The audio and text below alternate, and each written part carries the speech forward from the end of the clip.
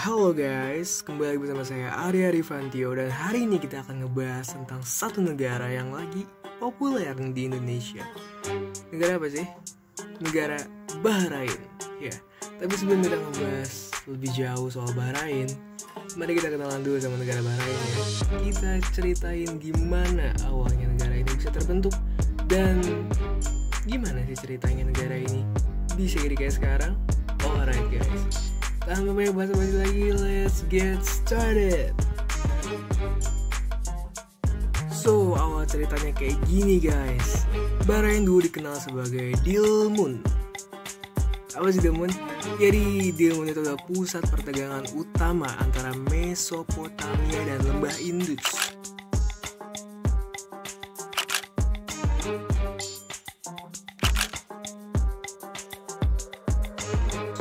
Salah satu peradaban tertua di dunia.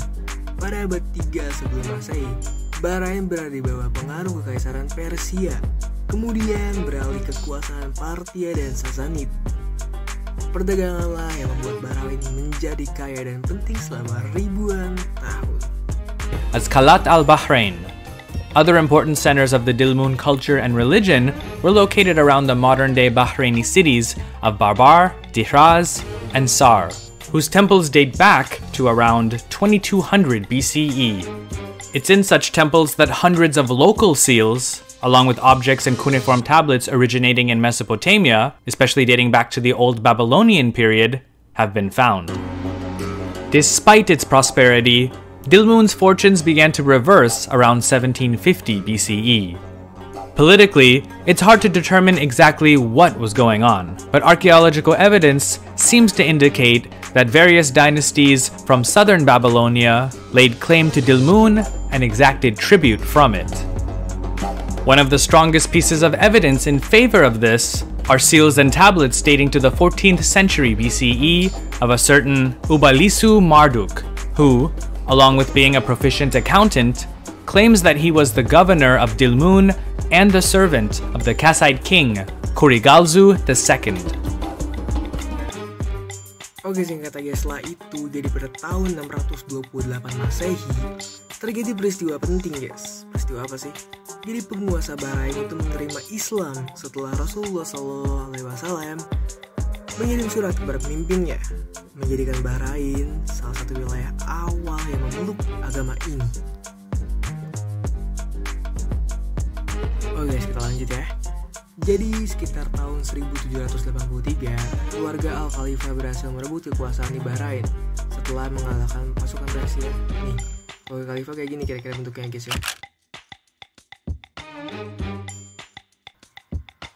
Nah, terus kemudian pada tahun 1830-an, untuk melindungi diri dari ancaman eksternal, Bahrain menandatangani perjanjian protektorat dengan Inggris, membuatnya menjadi bagian dari jaringan protektorat Inggris di Teluk.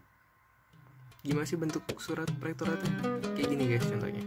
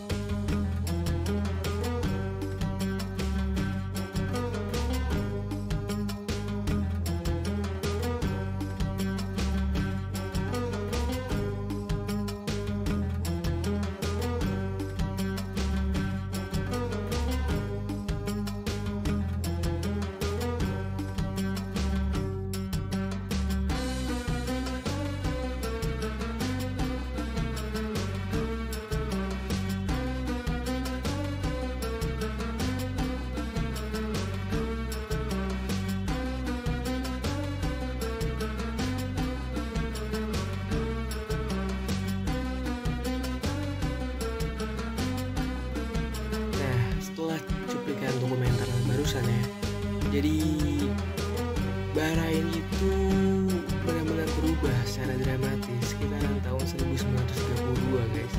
Jadi saat negara ini pertama kali nemuin minyak, sama seperti negara Kuwait ya. Jadi penemuan ini mempercepat modernisasi Bahrain dan membentuk masa depan ekonominya.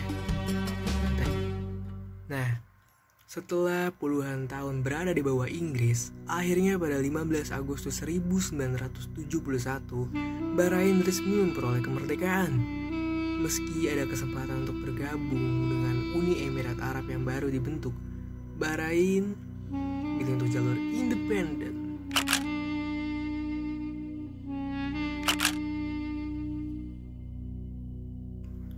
Dari tahun 1971 sampai 2002, Bahrain menghadapi tantangan politik dan gerakan pro-demokrasi.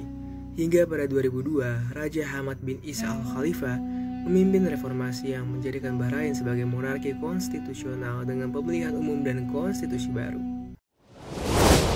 Kita fast forward aja ya ke masa sekarang. Jadi Bahrain telah menjadi pusat keuangan dan ekonomi yang berkembang pesat.